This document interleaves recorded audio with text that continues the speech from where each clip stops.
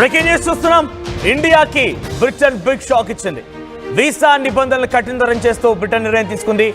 వలసల్ని కట్టడి చేయడమే లక్ష్యంగా కొత్త నిబంధనలు రూపొందించింది. ఇప్పటికే అమెరికా లాంటి దేశాలు ట్రంప్ అధ్యక్షుడైన తర్వాత సంచలన నిర్ణయాలు తీసుకున్నాయి.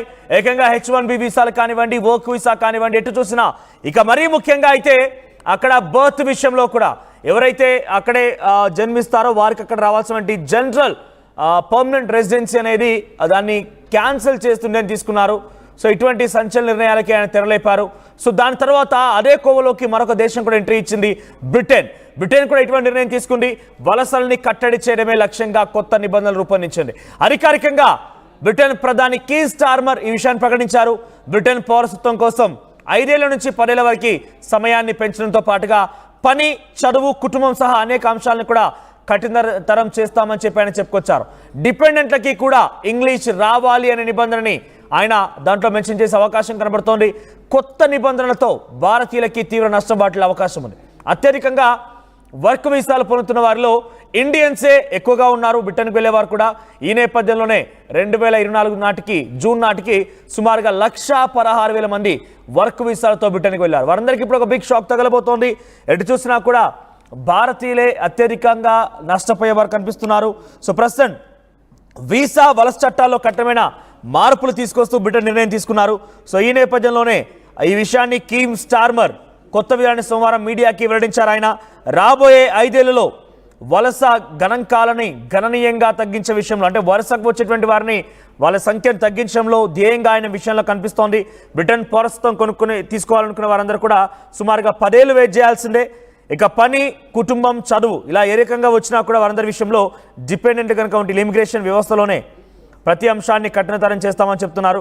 డిపెండెంట్లకు కూడా అంత ఈజీగా అక్కడ వచ్చే అవకాశం లేదు. మరి ముఖ్యంగా అందరికీ కూడా ఇంగ్లీష్ తప్పనిసరిగా మ్యాండేట్ చేస్తుందని తీసుకున్నారు ఆయన.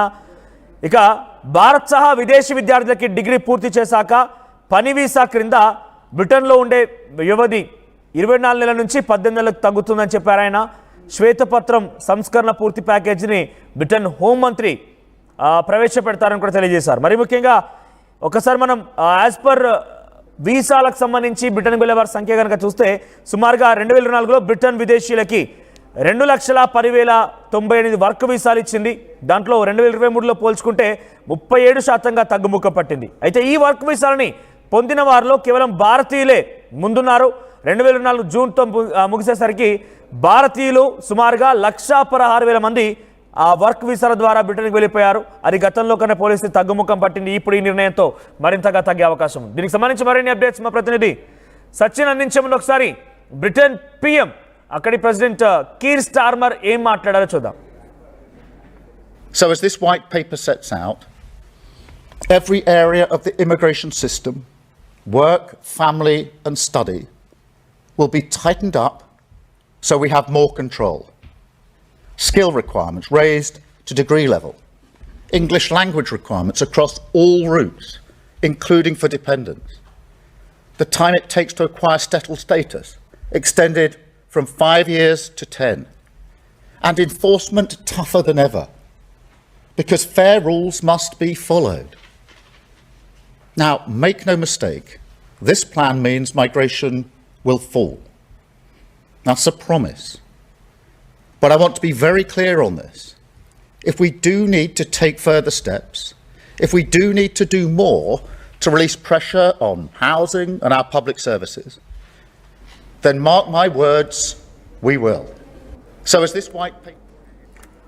రైట్, ఇది ఆయన మాట్లాడుతున్న విషయం. సో చాలా క్లియర్గా నేషన్స్ ఫస్ట్ అనే రకంగా అమెరికా నిర్ణయం తీసుకుంటే అందులో భాగంగా అదే కోవలో బ్రిటన్ కూడా వెళ్ళింది. ఏకంగా కఠినతరం చేయబోతున్నాం అనే విషయాన్ని స్పష్టం చేశారు. మరిన్ని అప్డేట్స్ సచిన్ అందిస్తారు. సచిన్, బ్రిటన్ తీసుకున్న నిర్ణయం మేరకి వీసాల విషయంలో కఠినతరం చేసే నిర్ణయాలు కానివ్వండి, అక్కడ రెసిడెన్స్ రావాలన్నా కూడా సుమారుగా 5 ఏళ్ల నుంచి 10 ఏళ్ల వరకు దాన్ని పెంచడం కానివ్వండి, ఇవన్నీ చూస్తుంటే భారతీయులపై ఎటువంటి ప్రభావం పడే అవకాశం ఉంది? అప్డేట్స్ ఏంటి? రైట్, ఇక్కడ మనోజ్, బ్రిటన్ తీసుకున్న నిర్ణయానికి సంబంధించి ప్రస్తుతం ఆ దేశ వ్యాప్తంగా అయితే మాత్రం హర్షం వ్యక్తం అవుతూ ఉంటాయి. కానీ భారతీయులకు సంబంధించి మాత్రం కాస్త దెబ్బగానే చెప్పుకోవాలి. ఎందుకంటే కనుక దాదాపుగా ఒక డిగ్రీ పూర్తయిన తర్వాత, అటు గ్రాడ్యుయేషన్ పూర్తయిన తర్వాత ఉద్యోగం కోసం వెతుక్కోవడానికి లేదా ఉద్యోగాల కోసం చూసేందుకు ఒక 2 ఏళ్ల సమయం ఉండేది. ఇప్పుడు దాన్ని 18 నెలలకు కుదించడం జరిగింది. అంటే 6 నెలలు కుదించేసిన పరిస్థితి ఉంది. సో దీంతో పాటు మరికొన్ని అంశాలను కూడా ఆయన ప్రస్తావించారు. ఇకపై డిపెండెంట్ గా ఉండే వాళ్ళకి సంబంధించి ఆ డిపెండెంట్ గా ఉండేవాళ్ళు కూడా ఇప్పుడు ఇంగ్లీష్ నేర్చుకోవాలంటూ చెప్పుకొచ్చారు. ఇలా అనేకమైన నియమాలు కఠినతరం చేసింది బ్రిటన్. దాంతో పాటు ఇంకొక అంశాన్ని ప్రస్తావించడం జరుగుతోంది. ఆ అంశాలు ఏంటంటే, ఇప్పుడు ఎవరైనా స్కిల్డ్ రిక్వైర్మెంట్ అంటే వాళ్ళ ఆ స్కిల్ కి సంబంధించి స్కిల్ రిక్వైర్మెంట్ లో వాళ్ళకి బేసిక్ డిగ్రీ ఉండాలి. ఇన్నాళ్ళు సాధారణంగా వాళ్ళకి స్కిల్ ఉంటే సరిపోయేది, కానీ ఇప్పుడు అలా కాదు, వాళ్ళకి డిగ్రీ మ్యాండేటరీ చేయడం జరిగింది బ్రిటన్. దాంతోపాటు డిపెండెన్స్ కి సంబంధించి ఇంగ్లీష్ తప్పనిసరి చేస్తుంది.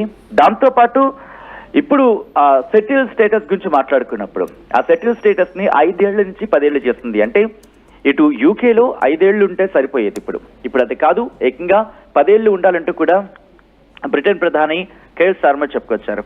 ఆయన ముందుగా ఒకటే మాట చెప్పారు, గతంలో కన్నా భిన్నంగా ఇది కంప్లీట్ గా మన కాళ్ళ మీద మనం నిలబడాలి, మనదే సొంతమై ఉండాలి, నేషన్స్ ఫస్ట్ అనేలాగా వాళ్ళ ఆ మూవ్మెంట్ ని తీసుకెళ్లే ప్రయత్నం జరుగుతోంది. ఎందుకంటే జనవరిలోనే ఈ ప్రతిపాదన వచ్చింది, కానీ ఇటు ప్రపంచరీత్యా జరుగుతున్న పరిణామాలు కావచ్చు, లేకపోతే యూకేలో జరుగుతున్న కాస్త ఇటు ఇష్యూస్ కావచ్చు, వాటిని బేస్ చేసుకుని కాస్త మెల్లిమెల్లిగా వీటిని ఎన్ఫోర్స్ చేసే ప్రయత్నం జరుగుతోంది. ఎందుకంటే ఎప్పుడైతే అమెరికా విదేశీయులకు అంటే అక్రమ వలసదారులను ఎప్పుడైతే పంపించడం జరిగిందో బ్రిటన్ కూడా అది అడుగులు వేసే ప్రయత్నం చేస్తుంది. ప్రస్తుతం ఆ అడుగుల భాగంగా ఒక్కొక్క అంశాన్ని ఇది దాదాపుగా అమెరికాను పోలినట్టే ఉన్నాయండంలో ఎటువంటి అతిశక్తి లేదు. దాదాపుగా అమెరికా తీసుకున్న నిర్ణయాలకు సరిపోలినట్టే ఉందని అనుకోవాలి. ఇక్కడ గత ప్రధానంగా చూసుకున్నప్పుడు అంటే రిషి సునక్ కావచ్చు, లేకపోతే అంతకన్నా ముందున్న లిజ్ ట్రస్ కావచ్చు, అంతకన్నా ముందు బోరిస్ జాన్సన్ కావచ్చు, ఇక్కడ వీళ్ళ ముగ్గురు ఫెయిల్యూర్ అవ్వడానికి కారణం ఏంటి అనే అంశాన్ని బేరేజ్ వేసుకున్న సందర్భంలో ఇప్పుడు దాన్ని బేస్ చేసుకొని ప్రస్తుత ప్రధాని కేర్ స్టార్మర్ ముందుకు వెళ్తున్నారనడంలో ఎటువంటి అతిశక్తి లేదు. ఎందుకంటే ఆ రెండింటిని ఆయన ఎన్నికల సందర్భంలో కావచ్చు, లేకపోతే ఎన్నికల ప్రచారంలో కావచ్చు, ఇదే అంశాన్ని చెప్పుకొచ్చారు. నాకు బ్రిటన్ ముఖ్యం, బ్రిటన్ ఫస్ట్, ఆ తర్వాత ఏదైనా అంటూ చెప్పిన నేపథ్యంలోనే ఈ ఇంపాక్ట్ అయితే మాత్రం ఇటు భారతీయ విద్యార్థుల మీద గట్టిగా ఉండే అవకాశం ఉందని చెప్పుకోవాలి. ఎందుకంటే ఇప్పటికీ దాదాపుగా మొత్తం యూకే పాపులేషన్ లో దాదాపుగా 2 మిలియన్ అంటే 20 లక్షల మంది ఉండుండొచ్చు భారతీయులు అనేది ఇక్కడ కొన్ని లెక్కలు చెప్తున్నమాట. 2021 లెక్కల ప్రకారం ఇంగ్లాండ్, వేల్స్ ఇక్కడ ఉన్న వాళ్ళు దాదాపుగా 18 లక్షల మంది ఉంటాయి. ఒకసారి హోల్లోనే మనతో పాటుగా బ్రిటన్ హ్యాంప్షైర్ కౌంటీకి సంబంధించి కౌన్సిలర్ అందుబాటులో ఉన్న అరుణ్ గారు బ్రిటన్ నుంచి. అరుణ్ గారు, సో బ్రిటన్ గవర్నమెంట్ తీసుకున్న ఈ నిర్ణయం భారతీయులపై ఎటువంటి ఎఫెక్ట్ పడవచ్చు, అక్కడ ఎటువంటి ఆందోళన వ్యక్తమవుతోంది, మన ఇండియన్స్ ఏం చెప్తున్నారు? ఇది ఒక పెద్ద షేకప్ అండి. ఇది చాలా ఇంపాక్ట్ అవుతుంది. ప్రస్తుతానికి ఒక విషయం అయితే ఏం చెప్పొచ్చు అంటే, ఇది ఓన్లీ ప్రపోజల్ స్టేట్ అండి. ఇది ఓన్లీ వైట్ పేపర్ అంటే శ్వేతపత్రం రిలీజ్ చేశారు. ఆ శ్వేతపత్రం ఇది లా అవ్వటానికి కొంచెం టైం పడుతుంది.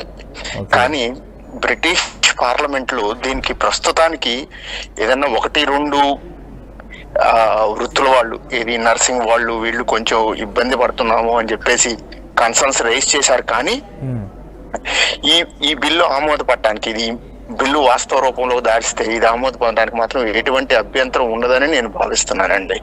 ఇంప్లిమెంటేషన్ కి ఈజీ అయిపోవచ్చు అంటారు. ఇంప్లిమెంటేషన్ కి పూర్తి మద్దతు ప్రస్తుతం ఉన్న గవర్నమెంట్ కు ఉంది కాబట్టి వాళ్ళు ఎటు పరిస్థితుల్లో దీన్ని ఆపరు. పైగా ఇటీవల జరిగిన స్థానిక సంస్థల ఎన్నికల్లో ఏం జరిగిందంటే, ఇక్కడ రిఫార్మ్ పార్టీ అని అంటే అది అతివాద పార్టీ అండి, రైట్ వింగ్ పార్టీ. ఆ పార్టీకి గణనీయమైన మద్దతు లభించింది. ఆ పార్టీలో ఉన్న అభిప్రాయాలు ఏంటి అంటే, ప్రస్తుతం ఈ వలస ఏమితే ఇమిగ్రేషన్ లా ఉందో దాంట్లో చాలా మార్పులు కావాలని వాళ్ళు కోరుకుంటున్నారు. దానికి కారణం ఏంటి అంటే, ఇక్కడికి ఇమిగ్రేషన్ నెంబర్స్ మీరు చూసినట్టయితే 2020 దగ్గర నుంచి ఇప్పటికీ